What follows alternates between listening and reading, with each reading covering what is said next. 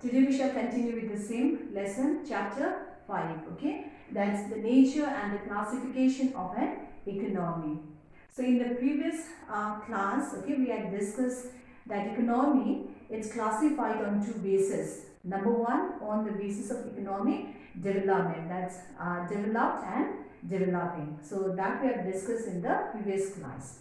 So today we shall discuss, or we shall see the classification of an economy based on the nature of economic system.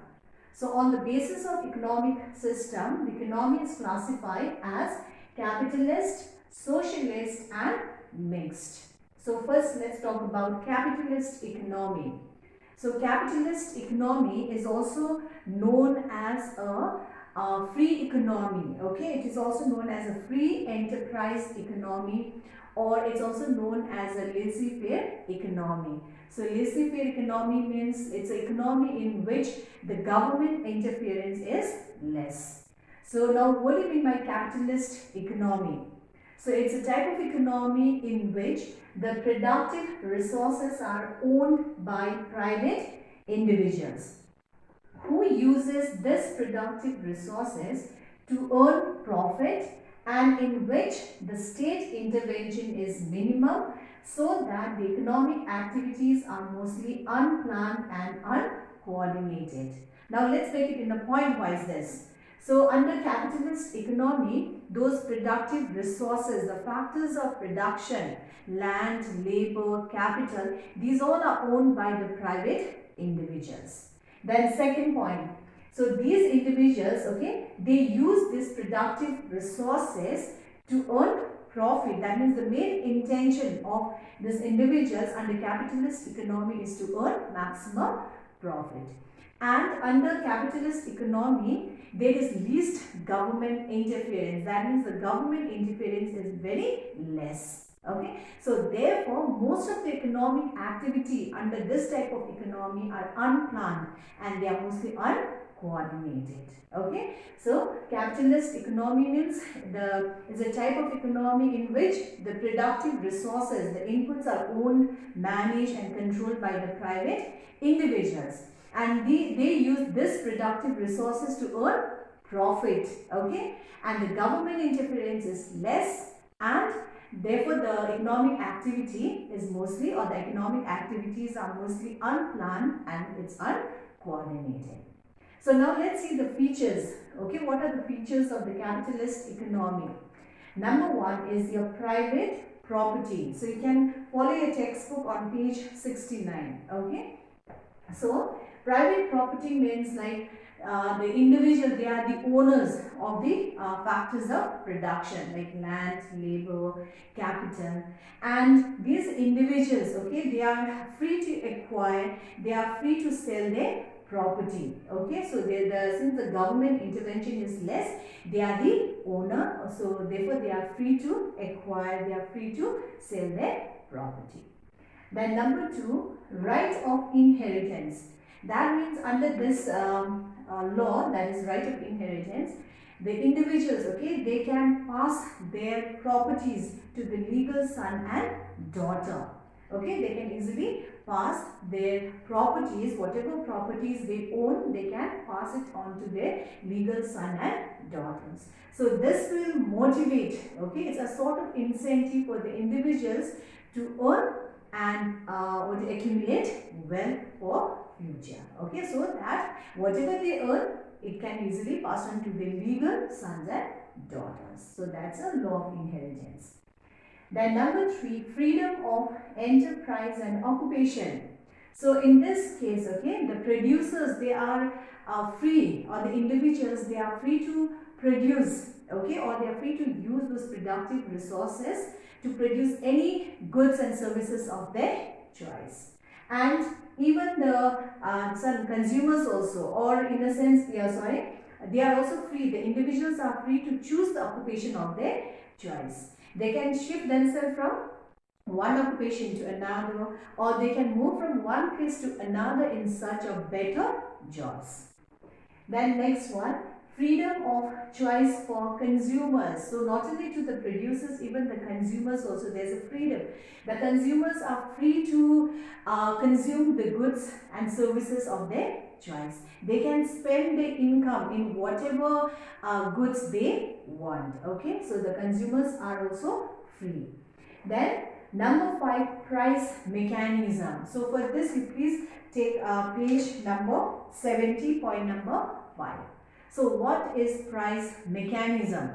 So it is a process through which the prices of goods and services are determined by the market forces of demand and supply. So it's a mechanism through which the prices of the goods and services are determined.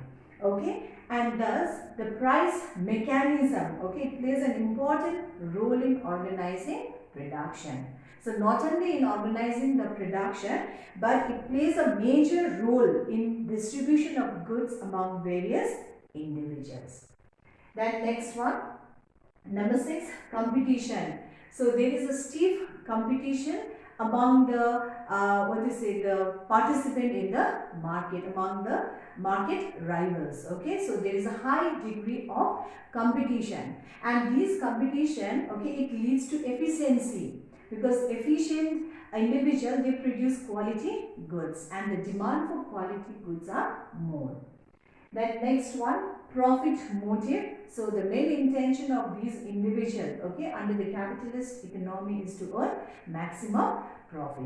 That means they produce those type of commodities through which they can earn more, okay, and if they earn more profit, they can make more investment. So therefore they look for those type of production, okay, in which they try to produce those type of goods and services in which they get maximum return. And the last one is minimum government interference. That means under capitalist economy, okay, there is less government interference. That means the government role is less in case of capitalist economy. So these are some of the features of the capitalist economy. Now let's see the socialistic economy. So it is an economic system in which the means of production are owned by the entire society and operated by the public authority according to the general economic plan for the benefit of the entire community. So under the capitalist economy, the productive resources were owned by the private individuals. But under the socialist economy, those productive resources are owned by the entire society, okay, and by the entire society, and they are operated by the public authority according to the general plan. That means the planning is done, isn't it? Whereas in case of your capitalist economy, their work was mostly unplanned and uncoordinated. But in socialist economy, see there, it's operated by the public authority according to the general economic plan, and it's work for the, that means they work for the benefit of the entire community. So the main aim under the socialist economy is your social welfare. That means to maximize social welfare. So now let's see the features. First one, socialistic ownership of productive resources. That means under the socialist economy, all those productive resources, like you can say land, mills, factories, these all are owned, controlled and managed by the state. Okay, not by the private individual, but it's all owned by the state. Then second one, economic planning. So the central planning authority, okay, they allocate these different productive resources for the production of various goods and services. So they are the one, okay, to allocate the productive resources in order to achieve the set goals, the goals which have been set. And under the economic planning and all the economic decisions, okay, like there are three important economic decisions: what to produce, how to produce, for whom to produce, and the investment. So all these decisions are taken by the state or by the planning authority.